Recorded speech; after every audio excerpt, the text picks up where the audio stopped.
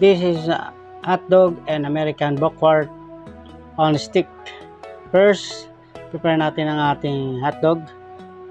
Ang ating American backward, slice lang po natin. Yan po.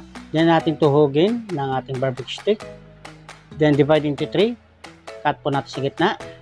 Then i-prepare po natin ang ating pamahid, ang ating ketchup, ang ating honey, ating cooking wine, soy sauce, sugar, chili pepper paste, cooking oil, and water. Yan po. Then natin i-mix.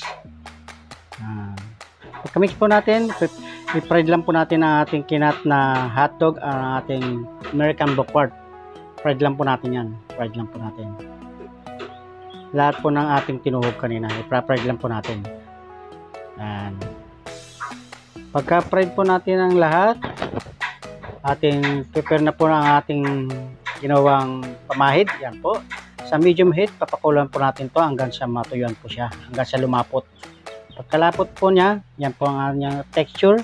Ilagay na po ang ating tinuhog na hotdog at ang ating American backward. Then ating pahiran ng ating ginawang pamahid. Yan po. Gamit ang ating silicone brush. Yan po. Pahiran po natin siya. Then pagkatapos natin pahiran natin, buhusan po ng ating sesame seeds. Pagkatapos po natin buhusan lahat, tapos na po ang ating luto. Maraming salamat po.